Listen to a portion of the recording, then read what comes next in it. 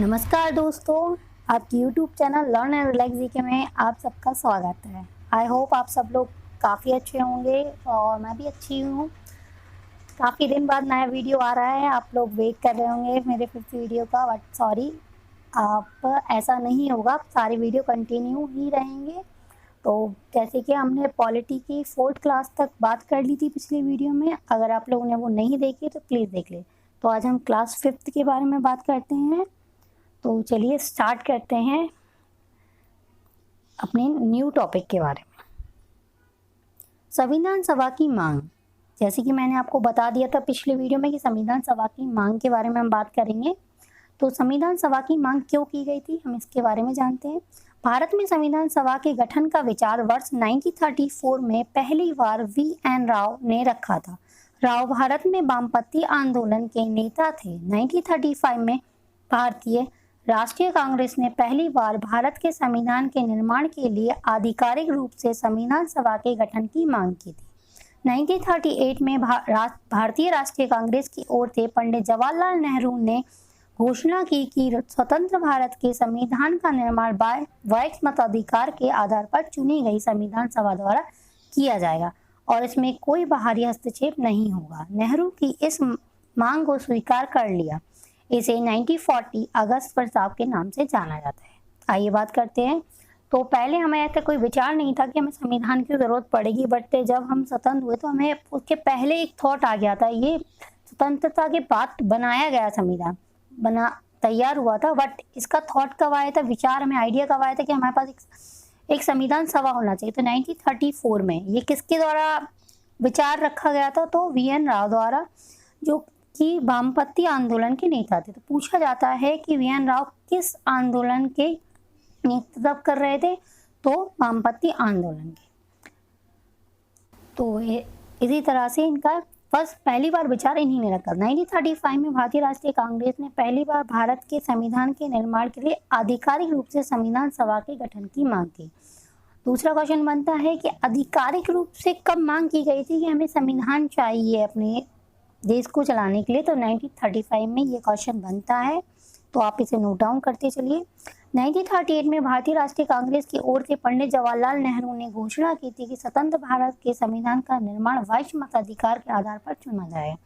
तो नेहरू द्वारा ये घोषणा की गई थी और फिर बाद में ही इसे ही 1940 में अगस्त प्रस्ताव के नाम से जाना जाता है। आई होप आपको ये बात समझ में आ गई होगी। हम नेक्स्ट टॉपिक पे चलते हैं। संविधान निर्माण सभा। भारतीय संविधान निर्माण सभा में सदस्य संख्या 389 थी। पूछा जाता है कि जब संविधान सभा को बनाया गया था कि कितने लोगों की जरूरत पड़ेगी ये सोच के, तो 389 लोग उस टाइम पे मौजूद किए गए थे इस कार्य के लिए। निर्वाचन की पद्धति जो रखी गई थी इन 389 को चुनने के लिए, वो 10 लाख की जनसंख्या पर एक सदस्य चुना गया था। 10 लाख, जहाँ जिस एरिया की 10 लाख जनसंख्या थी उसमें एक सदस्य को चुना गया था जो पॉपुलर हो संविधान सभा के निर्माण के कार्य के लिए। अप्रत्यक्ष मतदान हुआ था और ये एकदम अप्रत्यक्ष हुआ था, डायरेक्टली नहीं हुआ था।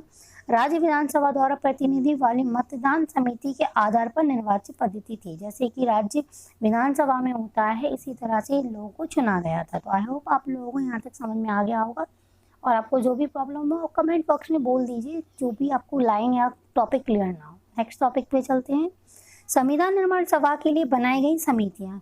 कितनी समितियाँ बनाई गई थी, क्यों बनाई गई थी, ये बहुत मोस्ट इम्पॉर्टेंट है, क्योंकि इन्हीं सभी समितियों द्वारा ही होमवर्क किया गया था एक तरह से कि किस तरह से संविधान को बनाना चाहिए। एक तरह से इंडेक्स था। तो इंडेक्स में 23 चैप्टर थे, बट इनमें से कुछ इम्पोर्टेंट है, मैं उन्हीं के बारे में आपको एक्सप्लेन करूँगी।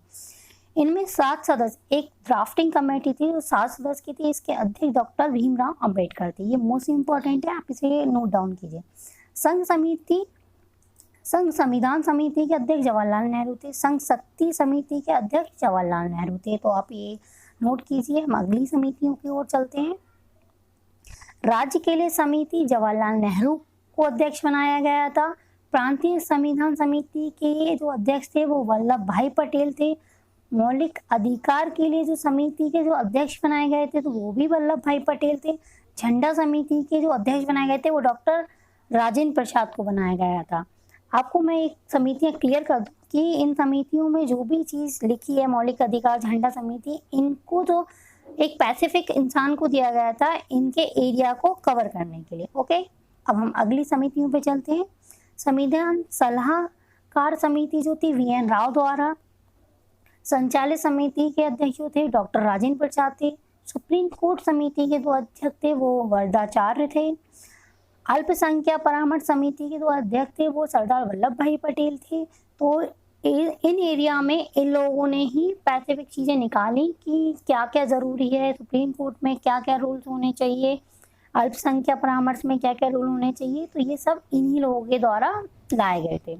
आई होप समझ में आ गया होगा। नेक्स्ट टॉपिक चलते हैं, संविधान निर्माण सभा की बैठक का वर्णन। अब संविधान सभा जब बनाना स्टार्ट हो तो उसकी एक मीटिंग, बैठक मतलब हुआ मीटिंग किस तरह से लगी है आइए हम जानते हैं। इनकी जो सन है उन्हें थोड़ा ध्यान से याद कीजिएगा क्योंकि ये डायरेक्ट क्वेश्चन आ जाता है एग्जाम में। संविधान निर्माण सभा की पहली बैठक 9 दिसंबर 1946 को हुई थी। पहली बैठक के अस्थायी सदस्य जो थे वो डॉक्टर सच्चिदानंद सिन्हा थे। संविधान निर्माण सभा की जो दूसरी बैठक हुई वो 11 दिसंबर 1946 को हुई। दूसरी बैठक के स्थायी सदस्य डॉक्टर राजेंद्र प्रसाद थे। तो ये दो बैठकें हुई हैं, इसमें स्थायी और अस्थायी दोनों सदस्य, तो आप ध्यान दीजिएगा। नेक्स्ट टॉपिक पे चलते हैं, संविधान निर्माण सभा की बैठक का वर्णन और जानते हैं। संविधान निर्माण सभा की अगली बैठक 13 दिसंबर 1946 में उद्देश्य प्रस्ताव पेश किया गया था। तो उद्देश्य प्रस्ताव कब पेश किया गया था? तो 13 दिसंबर 1946 को। ये क्वेश्चन डायरेक्ट है तो इम्पॉर्टेंट है, तो आप इसे नोट कीजिए। यह भारतीय संविधान का आधारभूत ढांचा है। इसे उद्देश्य प्रस्ताव को आधारभूत ढांचा भी कहते हैं संविधान का।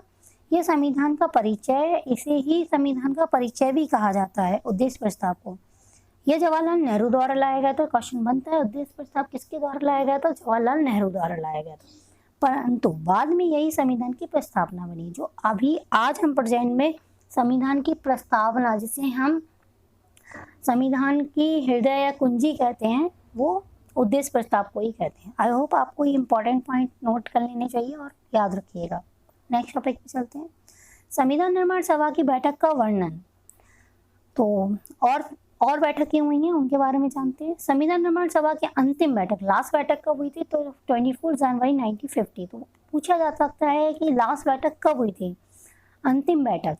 तो अंतिम बैठक में 284 सदस्यों ने संविधान पर हस्तक्षेप किया, मतलब कि संविधान बनकर तैयार हो गया था और उस पर सिग्नेचर जो किए गए थे वो 284 सदस्यों के किए गए थे। तो आई होप आप लोगों को ये चीज़ समझ में आ गई होगी।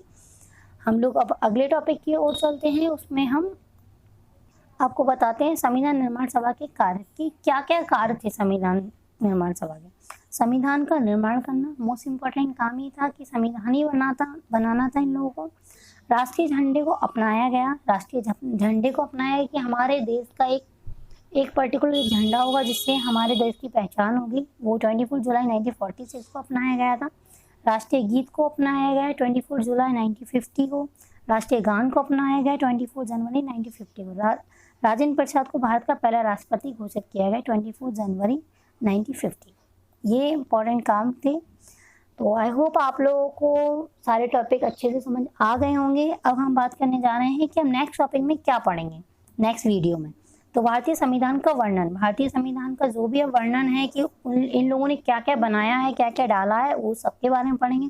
जैसे कि संविधान सभा के स्रोत, भाग, अनुच्छेद, अनुसूची, ये सब मैं आपको एक्सप्लेन करूंगी नेक्स्ट वीडियो में। आई होप आप सबको काफ़ी पसंद आया हो।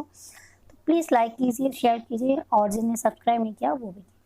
Thank you for watching my video learn and relax GK में। आप सब हमेशा ऐसे जुड़े रहिए। आई होप मैं आप लोगों को